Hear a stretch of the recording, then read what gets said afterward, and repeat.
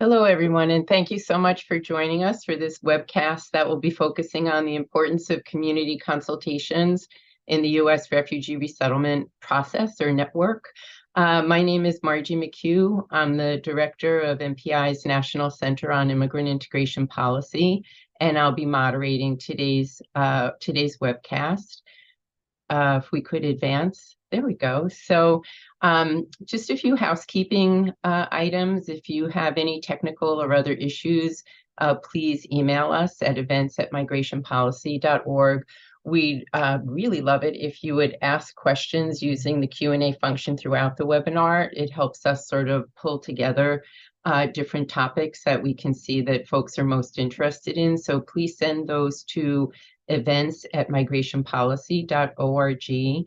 And also, we always get questions about how people can get access to the report that we're releasing today and focusing on. But you'll be able to find that on our website, and also get the video from today's event at the address that you see there on the screen. So next slide. I'll just say quickly in terms of the center itself and sort of why this report comes out of our Center on Immigrant Integration Policy. We've been in existence within MPI since 2007, and we have we cover a lot of terrain, but I would say that the primary buckets of our work fall into trying to support the success of immigrants and their families. And so we have a very heavy investment in early childhood education and care system policies and program approaches in the education and training space more broadly, looking at elementary and secondary education, adult career, technical ed, and workforce development systems, language access as it affects all types of systems and program services, and with a special focus on refugees and humanitarian populations. No surprise with that in terms of the topic of today's report. Also related to today's report, we have a very big interest in the governance of integration policy, how to have the federal government as well as state and local governments be able to figure out how to create the brain circuitry that will allow them to think from a sort of horizontal view across government agencies, policies, and programs about what needs to be done in order to adapt existing systems to respond effectively to immigrant and refugee populations. So with that, I'll turn more to today's report and our speakers. Next slide. So I'm very pleased that Lily Hinkle has been able to get this report across the finish line with the rest of the team here at MPI as an associate policy analyst with our center focusing on these issues, and with a long background herself focusing even prior to coming to MPI on refugee populations and being involved in the refugee resettlement system. Delighted that Anna Marie Baina, who is the Senior Vice President at U.S. Committee for Refugees and Immigrants, is able to join and share her perspective and experiences from the perch that she's at. And then also Boyana Zorich Martinez, who's the Director of the Bureau of Refugee Programs with the Wisconsin Department of Children and Families, and the Wisconsin State Refugee Coordinator. Again, another person with fantastic experience to be reflecting on the issues that we'll be speaking about today. So with that, I will be turning it over to Lily to give us a look at the broader report and the findings of it, and then also be able to give us some of the findings. So Lily, over to you. Awesome. Thanks, Margie. I'm really happy to be here today, and I'm going to speak a little bit about the report that MPI has just released called The Unmet Potential of Community Consultations in U.S. Refugee Resettlement. I'm going to share a handful of findings, promising practices, and recommendations before we hear from my fellow panelists on their experiences in the field. So the sequence of this report is much like the sequence of my remarks today. It defines consultation processes as they're federally mandated, but it also examines how these processes are experienced in practice, situating consultation in an evolving landscape of new actors and new populations.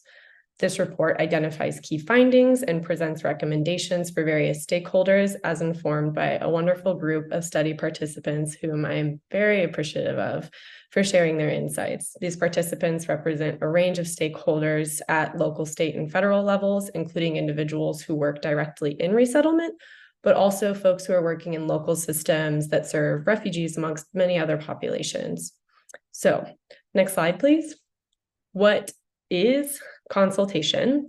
Many of you joining us are probably familiar with consultation, but for those who may not be, we're going to run through a quick crash course on the next slide. And apologies for the teeny tiny text on the table. There's a lot of ground to cover. So consultation in the context of refugee resettlement in the United States encompasses a few different federally mandated processes. To determine refugee admissions, the executive branch must consult with Congress before making its annual determination of the refugee ceiling. But because the inner workings of this process are not widely publicized beyond the State Department's final report to Congress, this MPI report, focuses largely on the quarterly community consultations process, which I may at times throughout the course of this refer to as QCs or just quarterly consultations. Quarterly consultations are a process through which state refugee coordinators, as required by the Office of Refugee Resettlement, and resettlement agencies, as required by the State Department's Bureau of Population, Refugees, and Migration, consult with receiving communities regarding new arrivals and their capacity to resettle.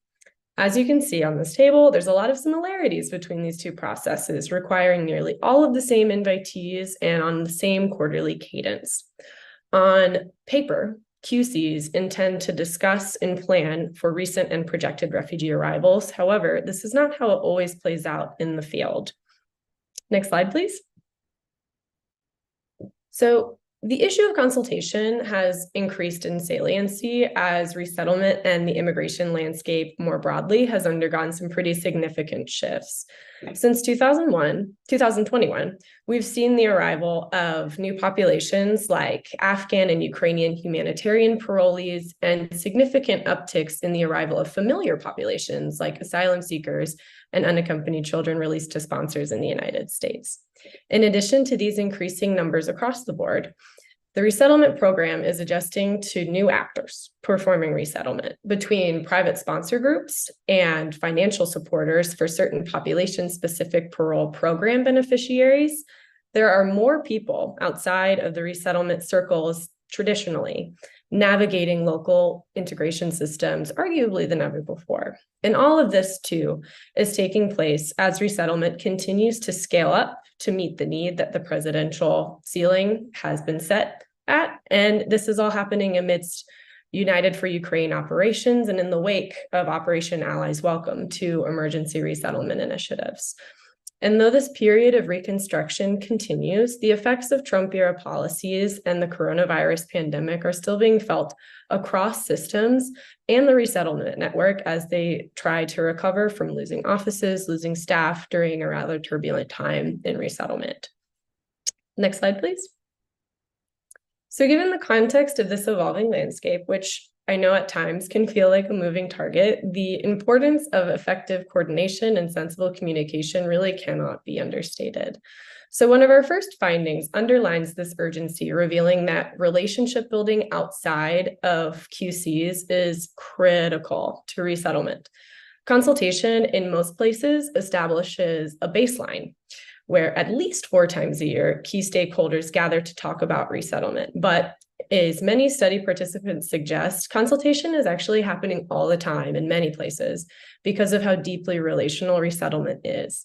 Examples of this can look like phone calls that are standing between community leaders, monthly forum meetings, newsletters shared across community members. It's this sort of informal consultation that can be used to account for some of the things that formal quarterly consultations cannot always account for. So MPI found that consultations can often be perceived as too confined. unable to account for other populations impacting a community's capacity or issues impacting refugee populations well beyond their first 5 years in the country. For some consultation participants, refugees make up an increasingly small part of their client base. And in instances where consultations can account for a wider diversity of immigrant populations or longer-term integration issues, collective understandings of bandwidth or areas of concern are generally a bit more comprehensive. One area of interest that has emerged in the past 2 years is the introduction of private sponsors and other sponsorship-like mechanisms. Some folks have articulated concerns about private sponsors not receiving training that is localized enough to where they will be resettling, and others fear that the resettlement network is going to be tasked with providing core services on very short notice in the instance of a breakdown of a sponsor relationship or sponsor breakdown. And while it remains to be seen whether consultation is the best means of communicating or coordinating with some of these new resettlement actors, many seasoned resettlement professionals and other stakeholders agree that opportunities to consult with these groups are necessary. The last finding that I would highlight from the report is that oftentimes valuable information is shared during consultations, but it's not always seen to be taken into account during decision-making. This perception can contribute to consultation being perceived as a box-ticking exercise rather than a genuine opportunity for two-way dialogue regarding where refugees ultimately end up resettling. And some participants feel that consultation can be an exercise of reaction to numbers that are being told at the quarterly consultations, rather than a proactive opportunity to articulate bandwidth issues that have legitimate impact on the refugee allocations process. And this could be a result of several factors coming from the session itself, like fixed agenda requirements or incomplete participation, or contributes to is a reason of factors outside of the session, like administrative per capita funding structures that are related to the ways in which we propose numbers and allocate funding to resettlement agencies. So on the next slide, I'm going to run through some of the recommendations and the promising practices that the report highlights. Based on the findings, I've selected these particular promising practices that may be helpful to improve consultation and also perceptions of participant buy-in of the process. But there are several others featured in the report that I would encourage everyone to check out. The first recommendation is built upon the promising practice of co-convened quarterly consultations, which is a practice that's already happening in a lot of states and localities. Given the similarities between the processes required by PRM and ORR respectively, I would suggest a streamlined co-convened process. While it doesn't work in every state or municipality, QCs that are jointly convened or alternating responsibility between state refugee coordinators and local resettlement agencies are generally more effective for a couple of reasons. Namely, the administrative responsibility of planning and convening consultation is shared. It offers a balance of that local and state level perspective, and it streamlines the process and flow of information out into the community and vice versa.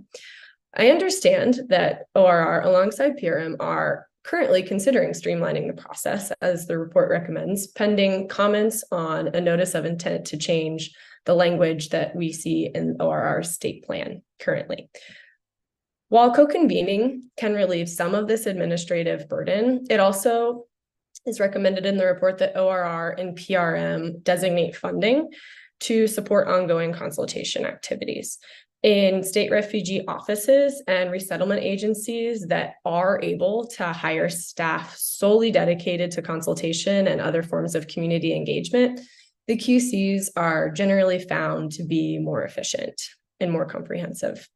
In response to issues of saliency, it is suggested that consultation conveners consider expanding information sharing during consultation to include things like data on populations outside of the traditional refugee reception and placement program to build a more full profile of the local capacity and newcomer population. This is particularly important because while there are notable differences in admission pathways and eligibility for certain services and benefits amongst humanitarian populations, many of them are sharing the same classrooms, the same health clinics, housing complexes, and labor market opportunities. And this recommendation calls on a number of stakeholders to improve data and information sharing. One example of which is USCIS sharing the intended destination of parolees from Cuba, Haiti, Nicaragua, and Venezuela, and Ukrainian humanitarian parolees. Lastly, the report recommends the establishment of regular channels of communication with new resettlement actors, whether that be through formal consultation, if that's what works in a municipality, or through other means of engagement like training sessions facilitated by a state refugee coordinator or the local resettlement agency at their discretion. This is to ensure that localized information is delivered to new actors. It's to prevent sponsor breakdowns, and it's to ensure that local systems and resettlement agencies can better anticipate the arrival of certain humanitarian populations in their state or locality. I'd like to end really quickly just by saying that I truly believe consultation is instrumental to newcomer integration. The existing QC infrastructure, if expanded, adapted, and better resourced, could be an opportunity for communities to meet this new era of new actors, populations, and reconstruction with a collaborative spirit that I think resettlement truly, truly thrives on. And with that, I'll turn it over to Margie to introduce our next panelist. Great, Lily. Thanks so much. There we go. So now it's my pleasure to welcome Anna Marie Baina, who's the Senior VP at U.S. Committee for Refugees and Immigrants, to share some of her thoughts and experiences with us. But before that, I'll just say quickly that she brings over 25 years of experience to these issues. And for any of you who don't already know what U.S. Committee for Refugees and Immigrants is, it's one of the national voluntary organizations that partners with the federal government to actually undertake refugee resettlement in the U.S. And you can see here on the slide that, I don't know, she has a pretty intimidating job, her set of responsibilities with so much going on in an organization that operates at that level. And before I turn it over to you, Anna Marie, I just want to say to everyone who's listening in, please keep the questions coming in. It's great to see them already, and just very helpful for us to have them so that we can move as efficiently as possible through the Q&A session at the end. But with that, Anna Marie, welcome again. And we'd just love to, you're very sophisticated already in being in situations like this, but anything you want to pick up on that Lily said, but also if you could just give us a little bit of background about how consultation kind of plays out already within your network, just to do that context setting before you just jump in on any of the issues and questions that Lily raised. All right. Thank you, Margie. And thank you, Lily. Thank you for asking me to participate, and also for the wonderful report. I think that it's very timely, and I'm happy that we're here to discuss it. So I do want to start an even broader context, even than what I do here at USCRI. And I feel like it's almost a confession because I have been at USCRI for 5 years, but prior to being at USCRI, I worked for the federal government for 20 years. And during that time, I was working on refugee resettlement and immigration issues. So I believe that a lot of my thoughts and my perspective on consultations has come from that experience in the federal government. And the other thing is that while I was at Health and Human Services, that's where I spent probably 15 of my 20 years in the Office of the General Counsel. So my focus was often just on kind of that dry legal perspective of the consultation provisions. But also I advised ORR. So I advised the Office of Refugee Resettlement. And during the time that I was there, they had so much litigation and issues on other programming like unaccompanied children and trafficking in persons that oftentimes refugee resettlement was not getting that same attention. I will say that there were two particular periods, and I want to bring them up because I think they play into our discussion, where I really focused on the consultation provisions. One of them earlier in my career and one right after I left the federal government.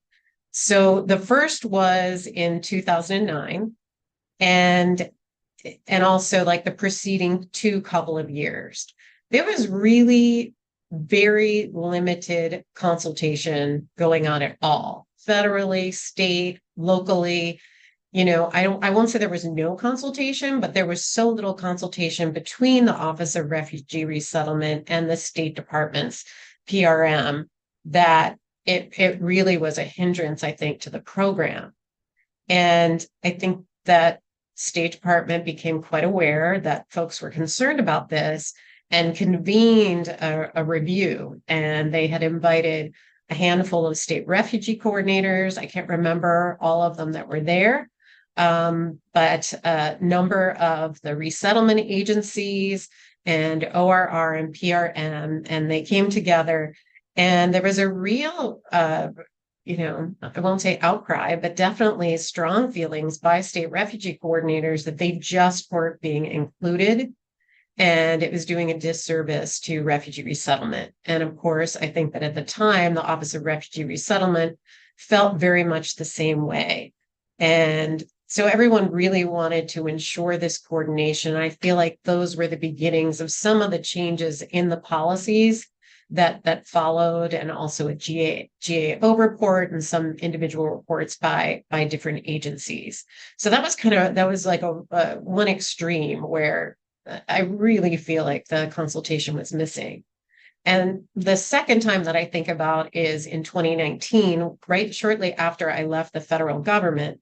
President Trump issued an executive order, and in that executive order, it required the states to actually consent to having refugees resettled in their state, which basically is like a veto. We don't want refugees here, and allowing the states to do that.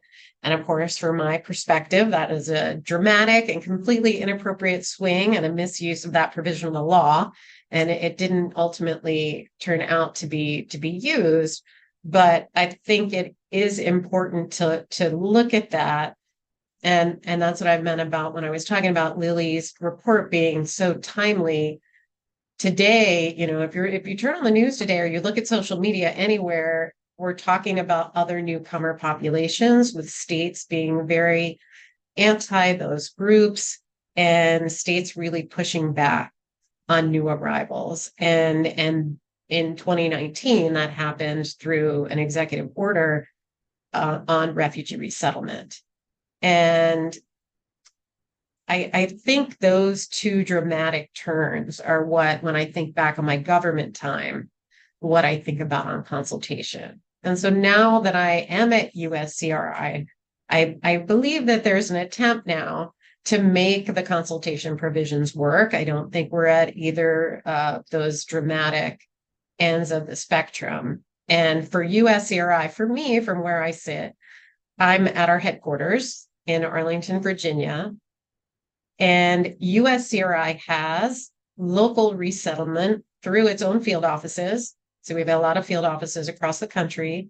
And we also have partner agencies. We call them partners or affiliates. They're really sub-grantees. So we fund local resettlement organizations to do resettlement all across the country. And I feel like all together, we may have 40 with the field offices and our affiliates.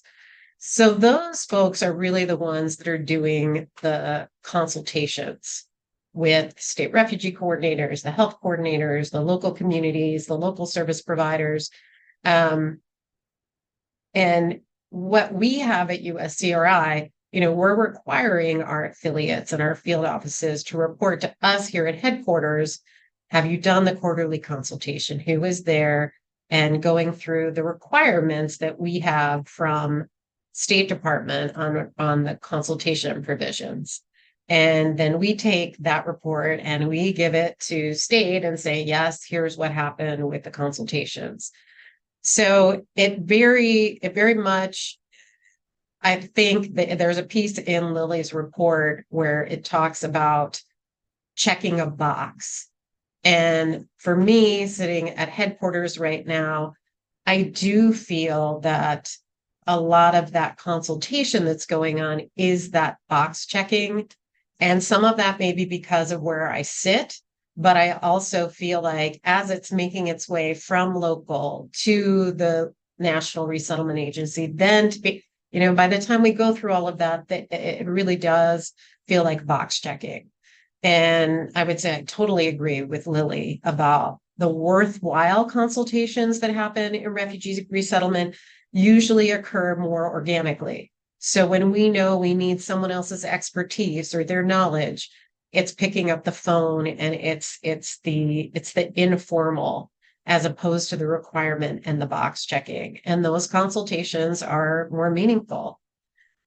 And another time that I feel like we've had that meaningful consultation and obviously everything here I'm thinking in the back of my head, there are about 20 things I could say to oppose my position on this in the back of my head. And this piece is probably one of them, but I felt when we had the Afghan and Ukrainian parolees coming in, obviously the Afghan situation and the Ukrainian situation were not smooth.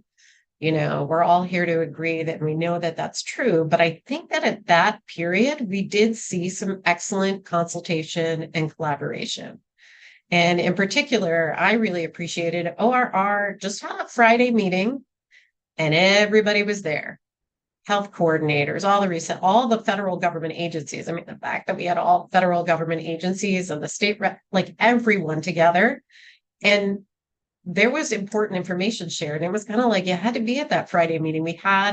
There was a real sense of purpose about working together because of what we were trying to accomplish. But it was a crisis. So it's like, well, we got to be there because it's a crisis. And for me, the question about consultation, in addition to those informal consultations, for me, it's about how do we get everyone who's involved in resettlement to really feel that sense of purpose about working together, because you don't have the same, on a daily basis when it's not a crisis, you don't have that, oh my gosh, the massive fail does not come up like a red flag, where I feel as during that crisis period, certainly there were lots of red flags and issues. So I'm trying to think about how we can make that consultation with this feeling of purpose, and the feeling of purpose about the need to work together, not for resettlement, because I think we all share that purpose for sure. I don't think the way that the consultation is written in the law is serving us well anymore. So, and if you think about it, I mean, the Refugee Act was passed in 1980. It's 2023. So it's really, when I look at it, I feel like it's very much a throwback, that provision of the law. And certainly Lily already talked about the requirements in the State Department's cooperative agreements with the resettlement agencies, and then the Office of Refugee Resettlement's requirements for the state refugee coordinators. And again, to me, these feel more like a laundry list. What we're supposed to be talking about. And I don't really know if those points of discussion in those laundry lists are really always necessary anymore. I also think that we need a sense of balance, because I talked about those two extremes before. I think that if PRM is consulting with the state refugee coordinators, and of course they are required by law to take into account what the state refugee coordinators are recommending. So the fact that that was not happening for quite some time, a little footnote there, but they're required to take them into account. And then of course, the State Department also receives our applications, the resettlement agencies, so they get a lot of information from us. And I think it's really hard to do, but I feel like the input needs to have equal value there. We really have to look at them both. And ultimately, the federal government needs to make the decisions about placement. And the same with ORR and their decision making. It's a federal government decision. And I focus on that because I do fear the slippery slope a little bit with the incoming populations, that if we allow too much state and local to have too much input on resettlement conditions, we may veer off in a bad direction again. But I don't have any brilliant suggestions. I read the recommendations in the report and think that they are excellent. And I think to build on that, I would say that my hope is that the consultations could be less about state refugee coordinators and resettlement agencies and more about the community involvement. So talking about the schools and health clinics and community organizations. So in other words, having the state refugee coordinators and the resettlement agencies together, walking side by side and doing more about sharing our knowledge about refugees and really what they can do that's positive for communities. So almost like an outreach, as opposed to having it be what do I want to say? That checkbox.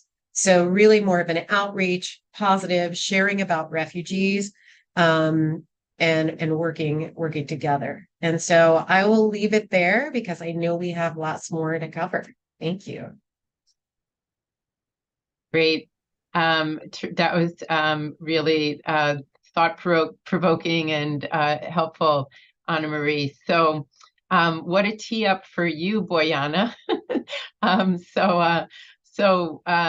just say, I briefly already said that Boyana was the director of the Bureau of Refugee Programs with the Wisconsin Department of Children and Families. She's also the Wisconsin State Refugee Coordinator. And it's a very, very busy and connected position, as the state coordinator positions are, with trying to both represent towards the rest of the state government and also with communities a lot of the issues and the problem solving that's often needed to address refugee resettlement needs. But also she serves on the executive board of the State Coordinators of Refugee Resettlement, also known as SCORE. That's the National Association for State Refugee Coordinators, Administrators, and Managers. And so we were delighted that she was able to join us today, given all of the just the sort of 360 view she has, also as a refugee, a former refugee herself, of all the issues that we're talking about today. So Boyana, just delighted to have you join us and share your thoughts as well about this whole process of consultation and what it might achieve and how it might need to be adjusted in order to get the sort of the right inputs and outputs from it.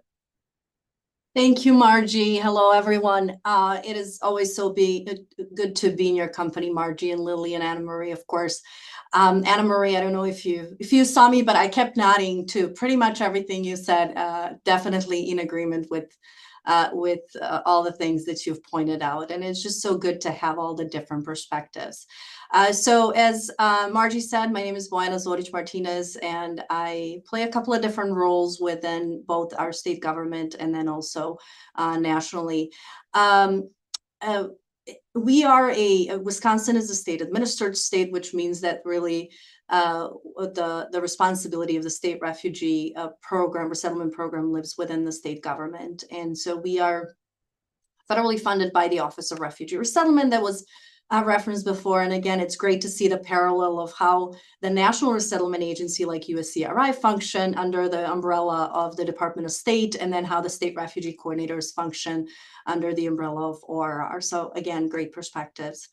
So my bureau, the Bureau of Refugee Programs with the Wisconsin Department of Children and Families, lives within one of the state agencies that again helps to direct the funds and then monitor for compliance and performance of the different stakeholders and different contractors that we partner with in order to provide direct services to refugees.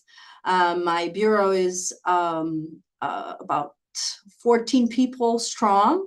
And there's contract managers who are responsible to directly working with resettlement agencies and other partners as well as our data support and whatnot. And we have the state refugee coordinator, state refugee health coordinator, as well as the a policy advisor for New Americans on our team as well. So just to kind of give you a little perspective of our team within the state government. So we do follow the two sets of consultation requirements, although looking at the MPI's report, 3 different consultations are really outlined. In my mind, it was always that the annual consultation lived within the QCs, but it's good to clarify that that in fact is a separate requirement. And so for those different requirements and within our state, we do several different things. And one is the quarterly consultations that are put together by the resettlement organizations. We have 5 different regions within the state of Wisconsin where resettlement is primarily happening. So those 5 localities do their own quarterly consultations. So you can imagine 5 times 4, there's 20 consultations within the state. And my team and I participate in those, but it's a little hard to be at every consultation every single time. But somebody from our team typically participates in those. And as of most recently, we've been a little more engaged, as MPI report suggests, to really co-convene and be a little bit more of an active participant in those and not necessarily just or have a say in what is being discussed and bringing things forward as opposed to just participating and reporting out. On the other hand, in our state, we have what we call Refugee Advisory Council, and that was primarily to meet the consultation requirements by the ORR.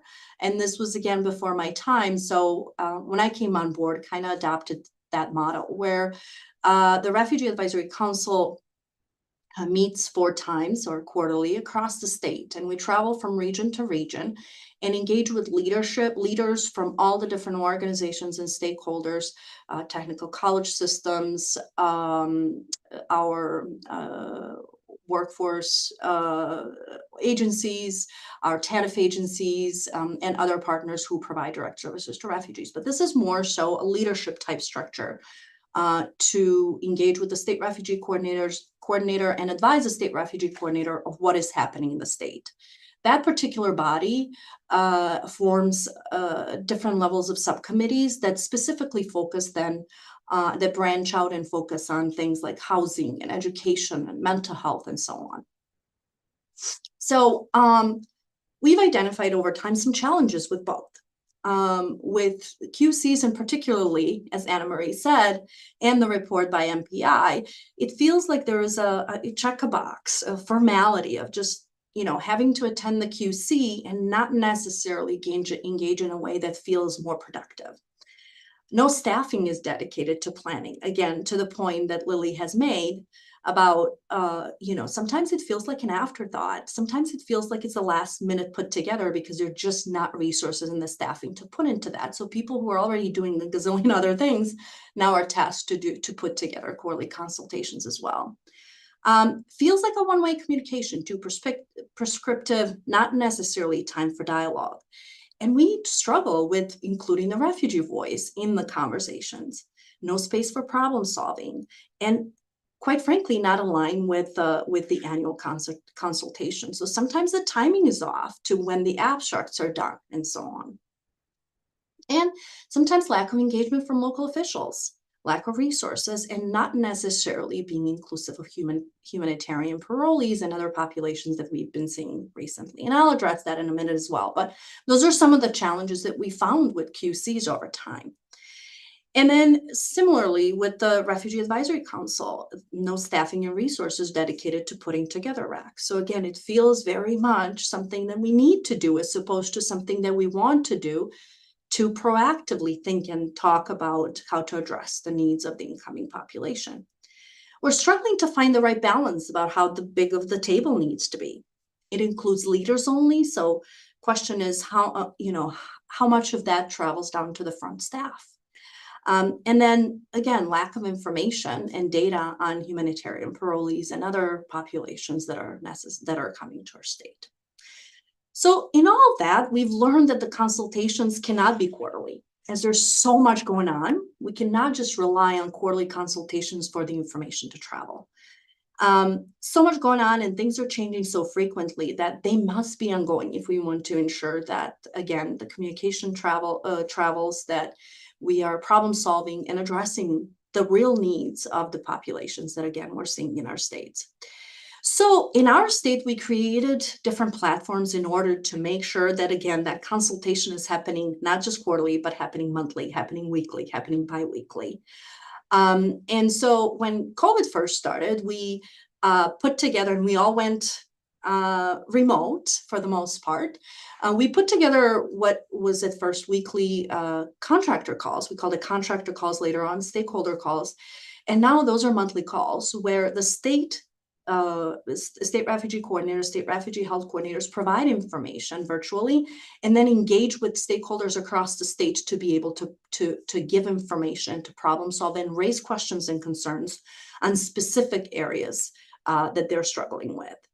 With Operations Allies Welcome, and with all the different alternative models that were created for sponsorship circles, institutional partnerships, community partnerships, we felt like we had to engage with those different groups, and we had to do consultations specifically geared towards their needs, because they did not know much about how resettlement works. In Wisconsin, we've been doing resettlement formally since 1975, and there's very well established models for doing resettlement, yet these different partnerships, these different sponsorship circles and private groups did not really know what those shortcuts were, or how to, do certain things that, again, we've been doing for almost 50 years. So we've stood up these meetings with just the alternative pathways groups so that we can, again, educate and engage with them and provide resources and connect into the right people.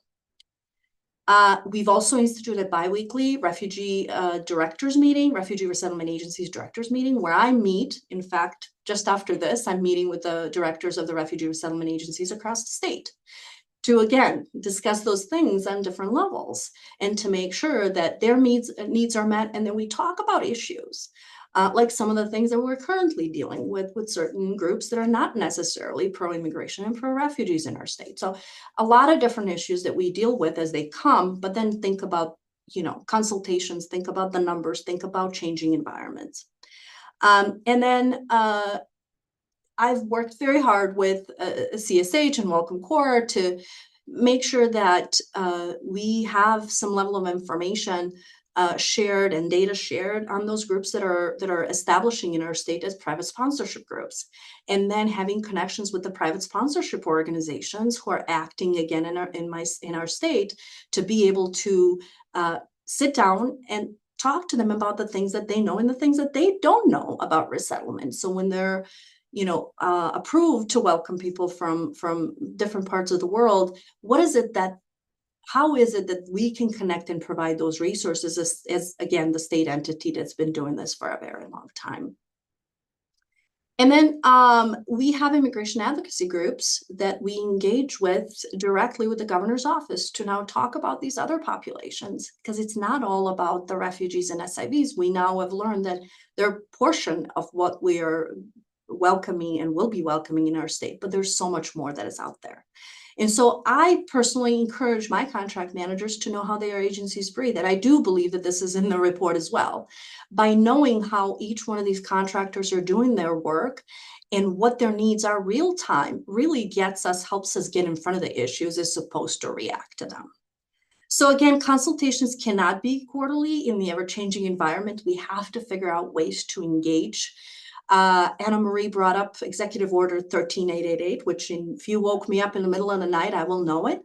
That was a huge shock to all of us, but it also was a silver lining, because for a lot of us who were not necessarily engaged with our local officials, it gave us the opportunity to get on the road and talk and advocate and support and provide education and get our allies to really understand what this means and how we can work together to make our communities better. So there is a lot that I could talk about. I know we're at time, and so I'm going to give time for questions, but this is definitely a great opportunity to engage in a conversation like this, and I'm very grateful. And my overall take is that we in Wisconsin, again, are doing, I believe, a great job with consultations only because we've taken it up a notch and not necessarily only relied on the prescribed quarterly conversations, but rather instituted our own ways to continuously communicate. Right. Well, Boyana and Anna Marie, thank you both for such incredibly meaty responses here and putting so many issues on the table. Definitely encourage all of you who are listening in and joining us for this to continue sending in questions. But I'll just try and combine a few of them right now for all three of you to address, but I think this first one is more for Anna Marie or Boyana. There's a few questions about how to involve particular types of agencies, in consultation. And I don't know if as we hear these questions from around the country at other times, it's sometimes folks who are in states who feel that a system like adult education or family literacy or citizenship preparation classes and the like are already serving such a small number of people. And I think they hope that if they were at the table for consultations, that they might actually get more support. I might be reading the wrong stuff into getting this question just now as part of the webinar, but I see it in other networks that I'm part of. And so there was a question about that, like, do you have any ideas? Well, first of all, do you have any specific ways that you think are good ones that agencies are proactively taking in order to involve those service systems? And then there's also a question about public safety systems and their involvement. And so I think maybe the best way to frame it for the two of you just is, first of all, do you have any particular examples of ways that they're included? But then I think particularly on the adult ed and family and citizenship prep and the like, we're always pointing out that those systems currently meet about 4% of need nationally. And so I think the question of is there any kind of point of leverage here via consultation for having some of those systems get some of the help they need to meet the needs of incoming populations. Just if you could address those a bit, that would be great. All right, it looks like I'm unmuted, so I will take a shot first. I think that the question was going towards what I was saying at the end when I was talking about how my hope for consultations, to really take it down to those local communities, the local community organizations like they're talking about in the question, and having the state refugee coordinators with the experience and the resettlement agencies with the experience go out to share our knowledge about refugees and what they can do that's positive for the community. That's more what, in my mind, the consultations need to move to at this point, to reach out to those other local organizations and certainly public safety organizations as well, like more of an outreach and educational type of consultation coming from resettlement agencies and SRCs. And then I think I should defer to Boyana about, actual practices and what may be happening locally. Yeah, thank you, Anna Marie.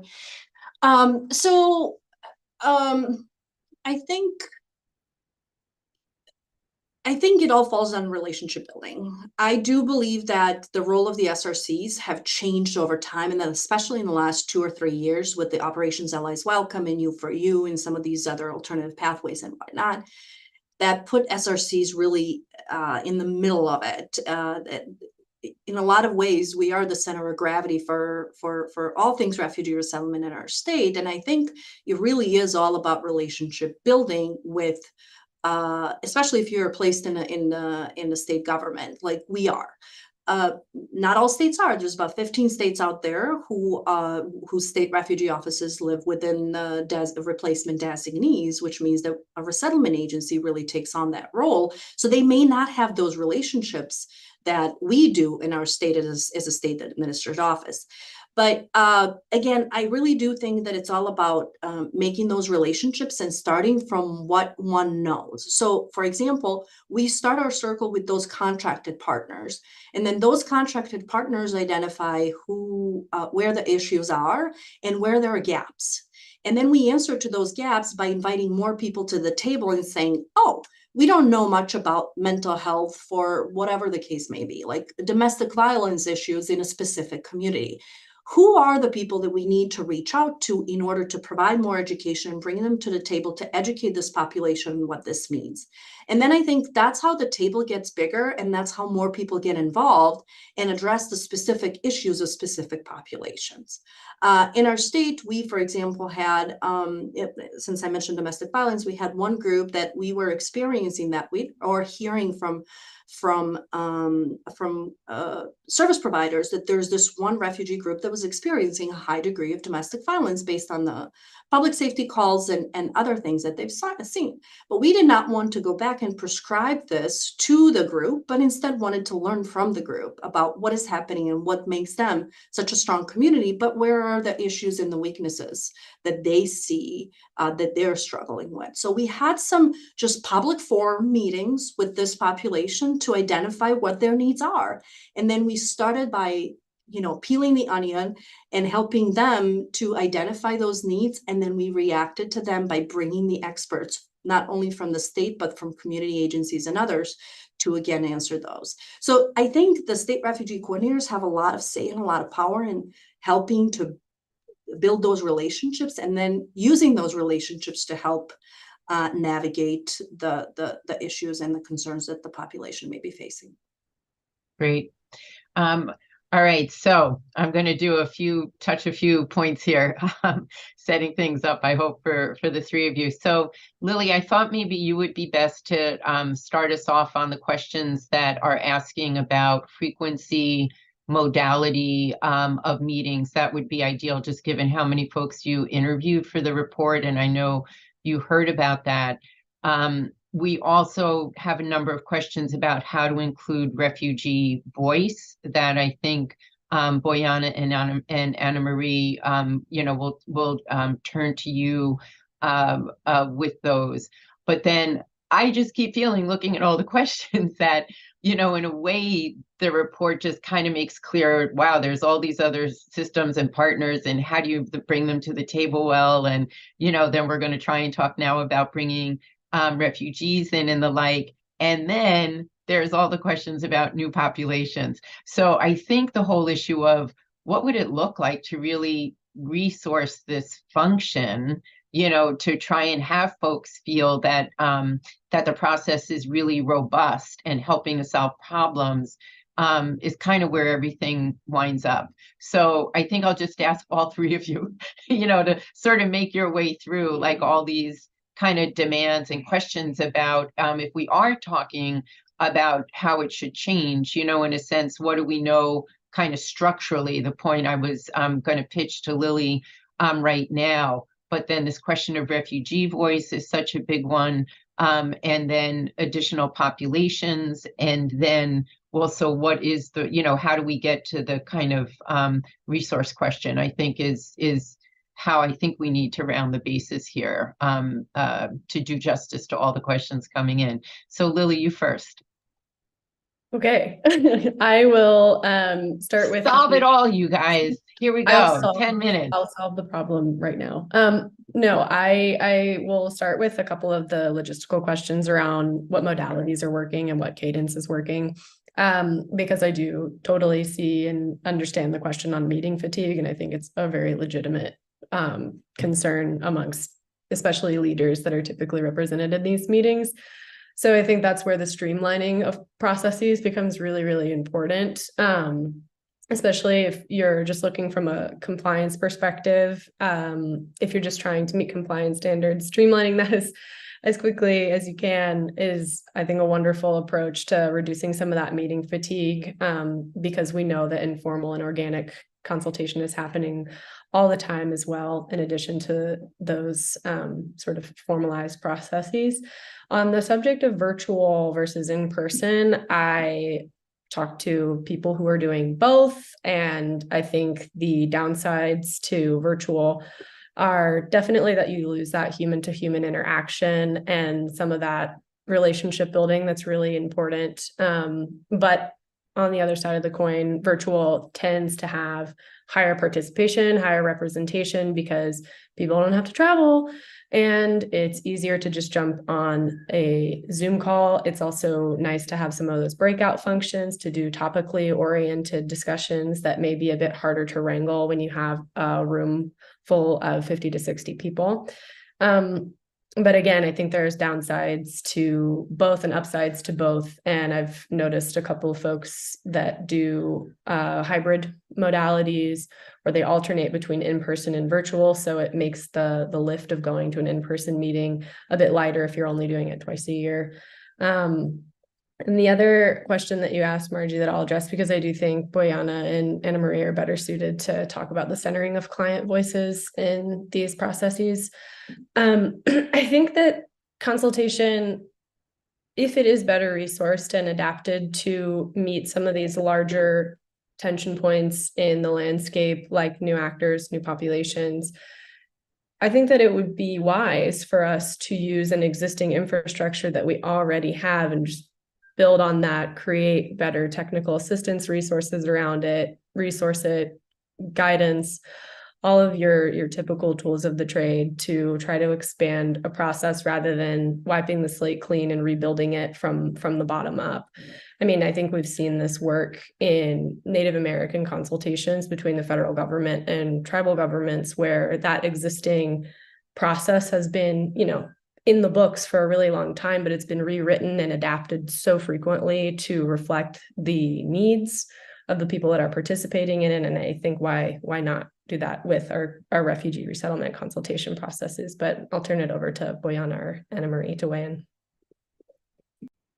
Yeah, it looks like I'm unmuted, so I will jump in. I was going to talk about the refugee voices. At USCRI, we do have refugee advisory councils to get refugee input. I think that what I'm thinking now as we're talking is that they're kind of to the side. So it's that refugee advisory council just speaking with USCRI. And so the thinking that I'm having now is, well, how do we move that refugee advisory council process that we have to be part of consultations? And I don't really know what the answer is to that, but I know that we're getting the refugee voices there. And so it's how to, and I'm sure other resettlement agencies are doing this as well. So it's like, how do we then bring them to the bigger table? But I'm hoping Boyana has some thoughts on times where they have had that work. Yeah, thank you. So I think, let me just first just mention the previous question on the meeting fatigue, and because I just want to put a point to that. I completely agree, and I sometimes feel how overwhelmed we are with a lot that is going on. But I will say, and we a lot of times will cancel meetings when there's no need to talk, but I have to say that, that doesn't happen that often. So me saying a lot of times, it's not accurate. Sometimes we've canceled meetings in the past when there was no need for conversation. But for the most part, those who are part of those discussions want to meet because there's so much going on that they don't feel like, they feel that their time is best used discussing and talking and having a dialogue about what to do, as opposed to, again, waiting for a quarterly consultation to happen. So I'm just going to say that on that front. As it relates to refugee voices, I think we've all struggled with that. QCs are not made to have a refugee voice present at those meetings and to have a meaningful discussion about refugee experience. So simply not. Again, we talked about being prescribed, one-way communication, all of that, and just logistically, it's not possible to do that. So I think what we're trying to do, or I know we're trying to figure out how to more organically seek that feedback from refugees that is not necessarily just surveying them about, a list of questions about how you, on a scale from 1 to 10, how you feel you've received services and things like that, but really sitting down and having a conversation about, what worked and what didn't work, what works and what doesn't work is really what we're interested in. So we're currently exploring how we do that. We haven't done a good job in the past, except for doing some surveys and relying on resettlement agencies to tell us what the experience of the refugees were. But we're starting to make a shift in thinking about how is it that we engage directly in those conversations and having some sort of a community forum to just talk on certain cadence, to just talk about how it is that we want to hear from them directly. So no answer there, but there is effort to reach that point. Great. Well, I want to promise everyone who's written in questions that we haven't gotten to that we will respond to them. But we are at time, and so I think we'll be wrapping up now. Thanks so much to Boyana and to Anna Marie. Just such a thoughtful conversation, and so great to hear all of your experiences. And Lily, of course, everything, trying to share so much of what you learned with all of the research and conversations you had with folks at all levels of the system as part of pulling the report together. There's a lot more going to be coming around this issue in terms of, federal sort of how the process continues to unfold, and especially with the new pressures that are facing states. So stay tuned, and in the meantime, you can see all these various links and ways to be in touch around these issues. But again, many thanks to everyone, especially since so many of you who joined us are working in the field and doing so much to try and make these systems work. Take care, everyone. Stay in touch.